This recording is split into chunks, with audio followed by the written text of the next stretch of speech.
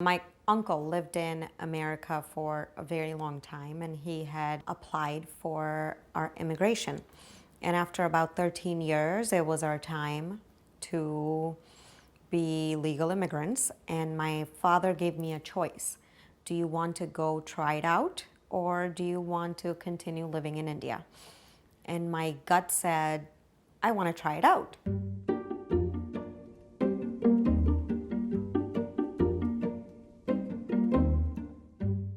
My father, he's a PhD in civil engineering, and my mother was a school teacher.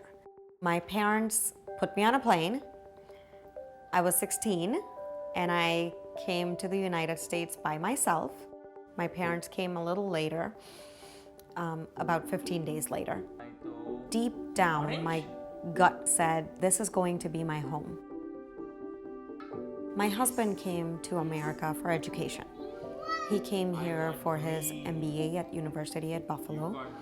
He found a job at M&T, and later on went on to get his green card or permanent residency, and is now a citizen. Having a child turns your life completely different. It really made my husband and I realize how important it was for us to pass down our heritage. We wanted our son to know where his parents and grandparents are from. We wanted him to understand his identity. So it's the food that we eat, it's our cooking. My son participates in cooking, and I teach him colors by showing him our spice box. The chili is red, and the cumin is brown, and the salt is white. What color is this? Green. So as I was looking for resources to pass down the culture in a way that's fun, meaningful, I couldn't find enough resources.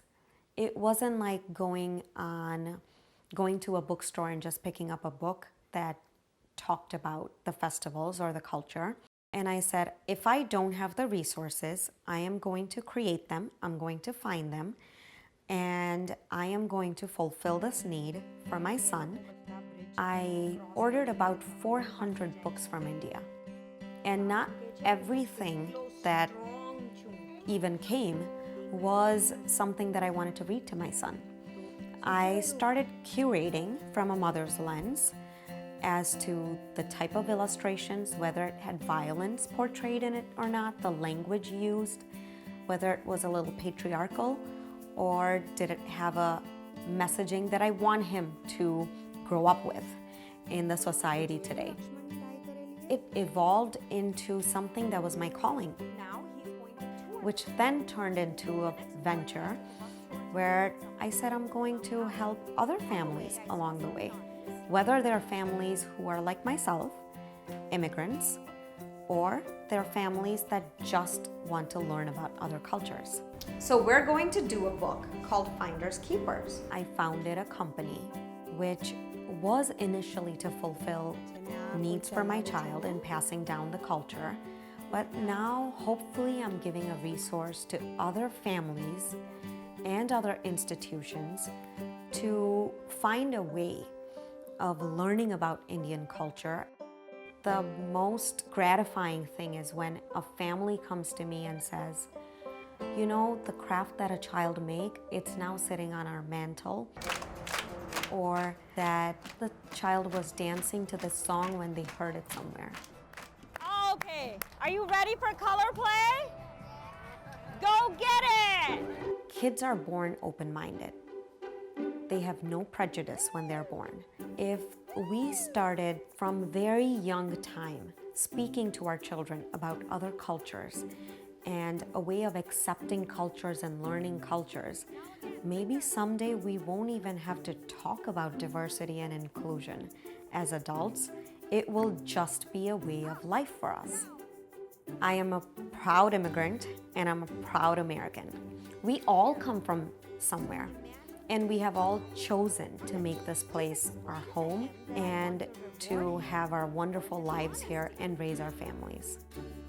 When it comes to traditions, festivals, and food, it's India.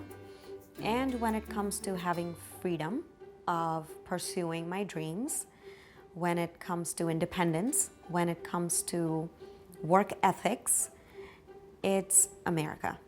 So I would say India in some ways is my mother, who's given me the heritage and roots, and America is like a father who's taught me how to be independent, have the freedom of choice, and to make something out of myself.